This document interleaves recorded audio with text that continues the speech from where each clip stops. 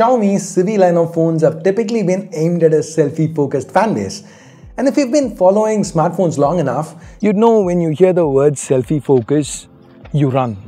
But don't, because there's a lot to like about the Civi 4 Pro.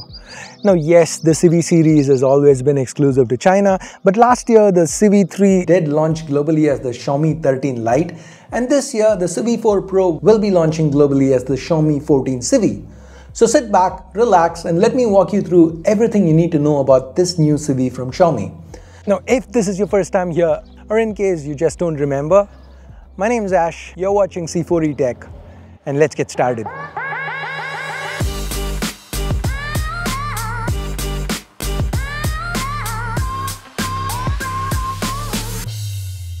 So this is the Civi 4 Pro's box. We've got a lot of Civi branding up top, but more importantly, we also have this branding. For the first time, we get Leica branding on a Civi phone.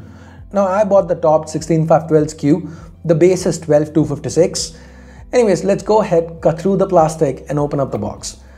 As always, we are greeted by this white insert that houses the SIM ejector tool, some informational booklets, and an actual transparent hard shell case. Now, Xiaomi offers a whopping 7 colorways for the Civi 4 Pro.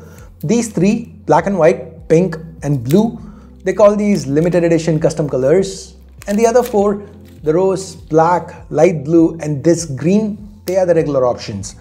Amongst these, I think the green really stands out, and I'll tell you why in just a moment. For now, digging further into the box, we have an orange accented USB cable, Type A to Type C, and finally a 67-watt turbo charger.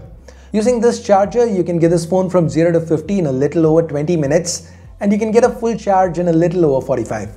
Not bad. The battery capacity is 4700 mAh, so slightly higher than the regular 14. Now, why would any brand go with less than a 5000 mAh battery these days? If that's your question, well, ergonomics, in-hand feel, the size, the form factor. The Civi 4 Pro is amongst the lightest phones I've used in recent times, and I really like the fact that Xiaomi's managed to keep the weight down without resorting to the use of plastic. Now, this 7.45mm thin frame, it's metal. And the dual tone back, it's a mix of matte glass and vegan leather. Xiaomi claims this pattern, it's going to be unique to each unit, which is quite interesting. Now, neither material picks up fingerprints. The vegan leather actually provides for a solid grip. So I've been using this phone naked without that hard shell case, and it's been perfectly comfortable to use. It feels nice in hand and secure to hold. So if you are into smaller, lighter phones, you're gonna love the Civi 4 Pro. Moving on, the placements, they are typically Xiaomi. Now to the right, we have the power and volume keys. They are pretty clicky and tactile. The IR blaster is also retained, and this time they've even gone with a second speaker for stereo output. The Type-C port remains USB 2.0 though. Now let's switch up to the front, and here we have a Gorilla Glass Victus 2 covered 6.55-inch AMOLED panel. This is a very nice display with a 1.5K resolution and a 120Hz refresh rate. Xiaomi claims an HDR peak of 3000 nits, and in my testing I got about 625 nits under manual and 1250 nits under auto. So it's pretty good for outdoor use. The display here, unlike on the vanilla Xiaomi 14, it actually curves on all 4 sides. Now when the Xiaomi 14 launched, Xiaomi reserved this feature for the more expensive Pro model, so it's kind of nice to see it on this phone. Now some people don't like this, they don't like the slight discoloration and the reflections that come with curved edges. Personally, I love the curves. It makes the swiping feel a lot more natural. It improves the experience. Where do you stand on this? Curves or no curves? Let me know in the comments. Anyways, let's turn the phone around once again. And here to the back, we've got the Civi 4 Pro's triple camera array. It's got that watch kind of outer ring and it's not too thick. Now Xiaomi's managed to get the thickness under control because there is no periscope setup here. Actually, the triple camera setup you see here, it's kind of similar to what we got with the Redmi K70 Pro, but with Leica branding. So the primary, it's the same Light Fusion 800 from OmniVision, a 50 megapixel 1x1.55-inch sensor that's paired with a f1.63 Leica Simulix lens that has OIS. The samples I got with it, as you can see, they look good. The sample detail, the wide aperture results in quite a shallow depth of field, as in there is a strong blurring of the backgrounds as you see here. The dynamic range in particular, I found it impressive.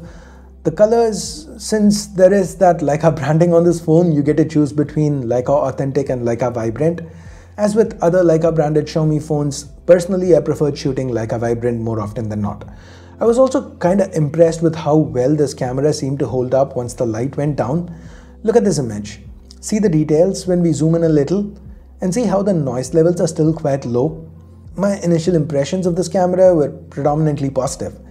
On the video front, you can shoot 4K footage at up to 60 frames per second, and once again, the Light Fusion 800 impresses. The footage looks well detailed with good range, but do notice there's quite a bit of EIS jitter, which is a bummer. The secondary here, it's a Samsung JN1, a 50 megapixel sensor paired with a 50mm equivalent f2 lens. Now this has helped you shoot portraits like this, and for portraits you get to choose between the Leica and Master Portrait modes. There are also a bunch of filters available. Now it is worth noting that while OIS is usually common on telephotos, that's something Xiaomi seems to have cut here. Finally, we have the ultra wide, a 12 megapixel sensor paired with a 15mm equivalent f2.2 lens for these ultra wide shots. This gets you a 120-degree field of view and the results were okay. With the ultra wide, it's kinda disappointing that there is no autofocus, so you can't shoot macros on the Civi 4 Pro. Now this is the new RG35XX 2024 edition. It's pretty much exactly the same, still great value. It's got the same nice buttons, the same D-pad. Everything is the same, but they've kinda tinkered around with things on the inside. So it's pretty cool. Check it out. I'll leave a link in the description. Now yes, Anbernic is this video's sponsor, so yes, go check out the 2024 RG35XX. But that's not the only reason I showed you that clip. Now that clip was shot by the Civi 4 Pro's selfie cameras. Yes, you can do 4K with the selfie cam with gyro-based EIS nonetheless, and it has this close-up focus option, which is what let me show you the 2024 RG35XX up close. Did you know MS Dhoni made his ODI debut on the 23rd of December 2004 versus Bangladesh? He's played a grand total of 350 matches, scored 10,773 runs at an average of 50.53 with 10 hundreds and 73 50s. I don't know all these off the top of my head. This phone has this cool teleprompter option that I'm reading it from. This feature is squarely aimed at influencers and vloggers, and I feel they've implemented it quite well. That said, it would have been cooler if they allowed for 4K 60, but it is what it is. But wait, back things up a little bit. Now that clip was shot by the Civi 4 Pro's selfie cameras. Selfie cameras. Yep, that's right. Selfie cameras, as in there are two. There are two Samsung sensors, 32 megapixels, Samsung GT2. The one I used to shoot that 2024 RG35XX clip, that's paired with a 26mm equivalent f2 lens. This gives us a 78-degree field of view for regular selfie shots. And obviously, it has autofocus. Now the other sensor, it's paired with an 18mm equivalent f2.2 lens that gives us a 100-degree field of view for group selfies. Both sensors perform well, and it gives us some extra range with the selfie cameras that we don't usually find on other phones. Now there are also some AI related beauty modes and even an option to cut people out of images after the shot's taken. The implementation seems fine, and Xiaomi claims all this is thanks to the chip on the inside. The chip, the SoC. Here's another Qualcomm special. This time we've got the Snapdragon 8S Gen 3. Ooh, 8S Gen 3. So we've got a new 8 Gen 3. So it's going to be better than the 8 Gen 3 if that's what you're thinking. Nope. Because it's not like with phones where the S is seen as an upgrade. For Qualcomm, S here means light. So the 8S Gen 3 is kind of like the 8 Gen 3 Lite. Or how I call it, the 7 Plus Gen 3 Plus. Yeah, 2 pluses. That's how ridiculous it is. Let me explain. This is the 7 Plus Gen 3, which we talked about a whole lot in the Ace 3V or the Nord 4 video that I'll leave a card to here. Do check it out for more information.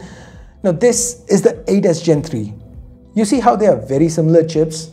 In fact, the 8S Gen 3 is pretty much the 7 Plus Gen 3, but with slightly higher clock speeds. Now on that Ace 3V video, we saw that the 7 Plus Gen 3 itself was pretty competitive with the 8 Gen 2 with respect to CPU. So it should come as no surprise that the 8S Gen 3 pretty much matches the last gen flagship 8 Gen 2 with CPU scores. But once again, the GPU, it's just a higher clocked version of what we find on the 7 Plus Gen 3. So this again slots between the 8 Plus Gen 1 and the 8 Gen 2 with respect to GPU performance. Now yet again, to me, Qualcomm's naming, it feels a little misleading. What do you think? Let me know in the comments. So anyways, with actual use HyperOS on the Civi 4 Pro, which is built on Android 14, it felt fast. The SoC was able to keep up with the display's demands, transitions, animations, they felt smooth. So basically, you're gonna have no issues with the day-to-day. And even with gaming, the 8S Gen 3, it's a pretty solid performer. It should theoretically get you about a 10% boost on the 7 Plus Gen 3. Now, I wasn't able to test out the stability since Xiaomi does blacklist some phones from having 3D Mark run on them. But for what it's worth, the phone did get a little warm when we were gaming on this. Anyways, the 8S Gen 3 here, it is paired with 12 or 16 gigs of LPDDR5X RAM and 256 or 512 gigs of UFS 4.0 storage. Now, for all Xiaomi offers here, the asking price is a little on the higher side. This one starts at 29.99 RMB, which converts to about $415 or 35,000 Indian rupees. Now, I'm not surprised. Like I said at the start of the video, selfie-focused phones, they've never been great value. It almost feels like brands penalize you for buying selfie-focused phones. Oh, you're gonna buy a phone because of the selfie camera? Okay then, pay more. That's kind of been most brands' approach. And usually these phones have very mediocre specs alongside major omissions. But when you look at the Civi 4 Pro, it's actually not that bad. Now yes, it's not great value for most people, but let's forget about most people for a minute. The specs are quite strong here. The phone feels fantastic in hand. It has decent cameras both front and back. So if you have a need for a smaller, lighter phone that can also shoot some nice vlog footage, then the Civi 4 Pro might actually be a decent choice. Now these are just my first impressions. What do you think? Let me know in the comments below. Thanks for watching. Have a nice day. Bye-bye.